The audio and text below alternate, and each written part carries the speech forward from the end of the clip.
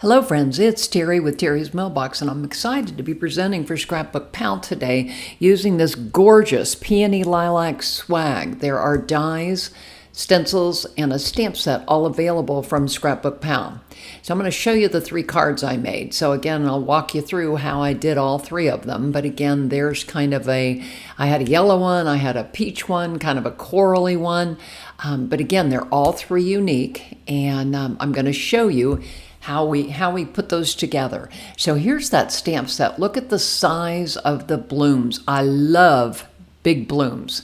And also it's got those great large sentiments. And again, here's the die set. So obviously you cut that entire swag out along with the sentiments. So Altenew always gives you guides for how to use their stencils. So again, that's very helpful when you're trying to figure out, how to line them up and what colors are good. So what I'm doing is I'm using my Misty here, one of my favorite and most used tools in my craft room, and I'm going to go ahead and stamp the blooms using a pigment, a black pigment ink, and again, so that I can heat emboss it. So I pulled it out and I'm looking at it and realized that I've got a space there that didn't do well. So again, I went back and added a little more ink and was able to stamp it perfectly. And again, that comes from making sure that the paper is firmly down in the corner, and then you can put it back in and restamp it. So again, I added clear heat embossing powder, and I went ahead and heat embossed it. So now I'm going to start working on filling in the blooms. So you can see there, I already got the leaves done, and I use Shabby shutters and peel paint. Now I'm moving on to kind of the pink. So this is Kitsch Flamingo that I'm starting with, and then I'm moving over to Saltwater Taffy. I love these colors in combination. They are just amazing, just really great. And I'm using this is an Altenew 9x12 Ultra Sticky Mat. And, again, I like it because it's got larger pieces on it. You could also purchase the stamp wheel, the Altenew stamp wheel, and use the sticky grid from that as well. So again, I'm going to just kind of work through here, and I'm coloring away. I usually add lighter colors to start with, and I am using the Altenew blending tools, if I didn't say that already, which I love. So again, now here I'm going back and just adding a little bit of extra deepness to it using abandoned coral. So there's lots of ways to get depth and texture. You see, I'm holding a small, probably 1/2 inch to 3/4 inch strip of cardstock. I'm kind of a messy stenciler, so when I get close to the edges, I need to make sure that I'm protected my background. So I always just kind of lay a strip of cardstock there from my bin. So again, we're just kind of working through. I love the Altenew stencils. They generally have embossed areas on it to kind of show you where and how to line the stencils up.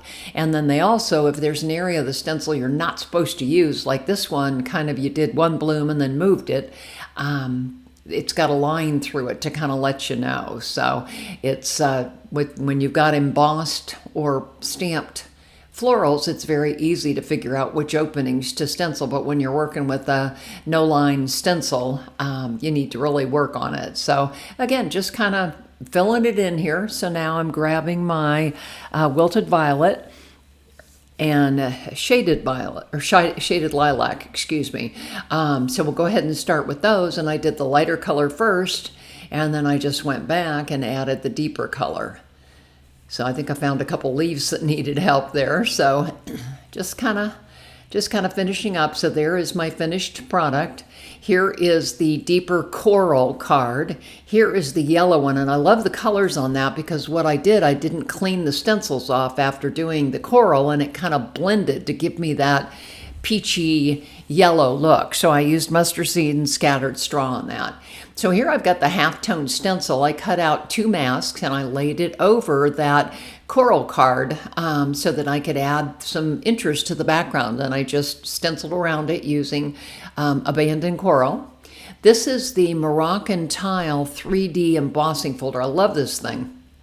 I just think it's really, really cool. So again, I embossed it, and then when I pulled it out, look at all that texture.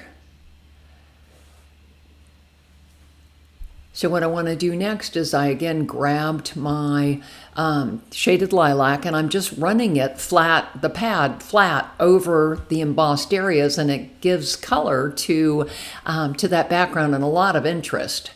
So right now I'm going to go ahead and cut out that yellow bloom. So I'm lining the die up. So easy to line up.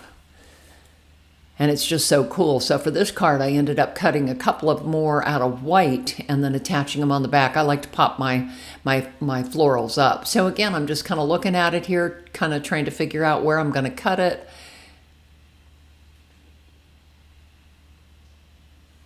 And so there you can see I've got that background, and then I'm going to add that floral piece to the front. So what I'm doing next is I'm going to show you how to get a long embossed section with an embossing folder. Now here's the, here's the challenge. You've got to have a geometric pattern. Like, it's hard, I think, to match up if you've got like a floral that you're trying to match up. And you can see there that I'm kind of looking through the back and then lining up the embossing folder so that I can go ahead and run it through and get one nice long piece that I then can put my blooms on. So again, there's the long piece. There is a section there where it kind of did a little skip thing, but once I get the blooms cut out, I can actually arrange the blooms. They're wide enough that it actually covers that totally up. So now I'm going to go ahead and assemble the card. I've trimmed that piece to be a 1/4 inch smaller than the 9x4 card panel to begin with. So I'm showing you here all the different cards. The finished ones I obviously embossed and added those sentiments. They're stacked and just looking really gorgeous. Look at that. Love this. Just really, really have enjoyed this set, and I know I'll get a lot of use out of it in the future. So again, it's Terry with Terry's Mailbox, and I'm posting for ScrapbookPal. Please come over and subscribe to our channel. Have a great creative day.